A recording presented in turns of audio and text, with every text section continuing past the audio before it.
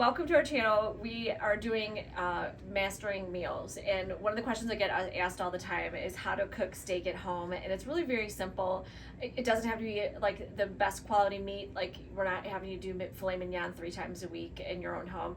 This is actually a sirloin tip steak. Super economical. This whole steak costs $6.50. If it was just for me, I could easily get 3 meals out of this for just over $2, but for 2 people, maybe it could be just 2 servings. Just depends on how much meat you want to eat. But there's certain things you have to do to make the perfect steak at home, and one of them is to make sure that your steak is at room temperature. If you go from cold steak to hot pan, the steak kind of cinches up and it gets tough. It's not good for anybody. And when to salt. So you want to salt within 2 minutes of cooking. That way the salt is on the top. You get that nice salty flavor. If you leave it longer than that, if you guys have ever like salted steak and like got, light the grill, do something like that, and you see all this liquid pulling up and like all this liquid on top of your steak, that means all the moisture's been wicked out of the steak and it hasn't yet been reabsorbed. So the rule of thumb that I've learned over the years is salt within 2 minutes of cooking or after 40 minutes. After 40 minutes, the salt is going to get reabsorbed in and you'll still have a juicy steak. I already know that I want to cook this steak about 3.5 minutes aside, just based on the thickness of it. But if you need a meat thermometer, I will leave a suggestion below, one of the ones that I use all the time. Do you want to grab it, Hannah, real quick? It's the green one right there.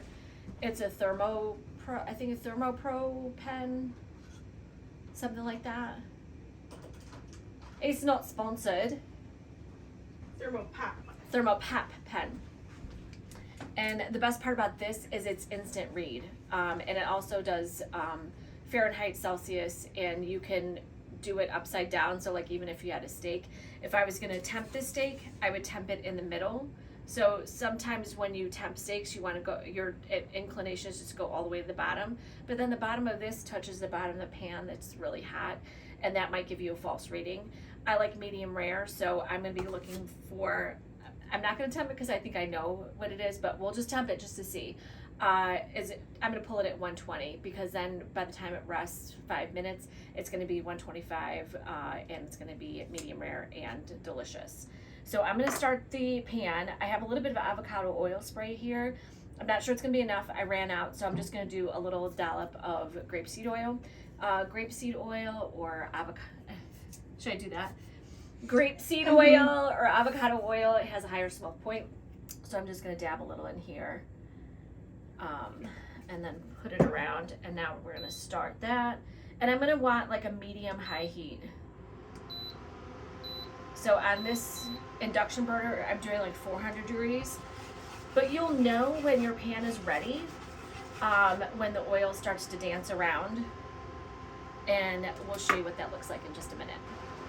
So this is just salt and pepper that's combined equal parts.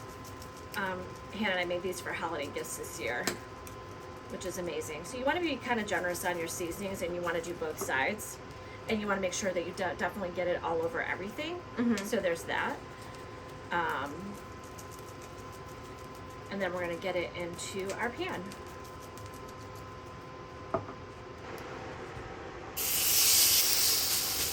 So you want to hear that sizzle. And then I'm going to start my stopwatch. And at 3.5 minutes is when I'm going to flip it over. So a lot of times when you're cooking, I learned this with the chopping block. They say turning and stirring is not cooking. You want to let the pan do its job. If you try to turn steak or chicken or pork before it's time, that's when it kind of sticks to the pan. So once it's, I know in 3.5 minutes, it will be a nice crust on the bottom. And this is like a medium high heat. And then we'll just let it go, and then we'll flip it and show you what it looks like. All right, so it has been 3.5 minutes, so I'm gonna turn it and see how easily that came up. And we've got a nice crust on it.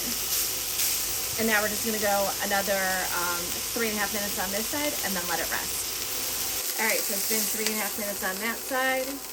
And we're just going to let this rest for like 5 minutes, and then we're gonna cut into it. All right, so now the moment of truth.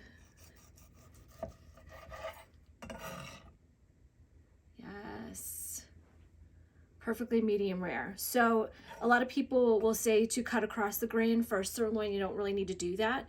But if the grain is kind of going this way, you would cut meat like say a pork roast or anything like that across the grain, and it'll be perfectly tender every single time.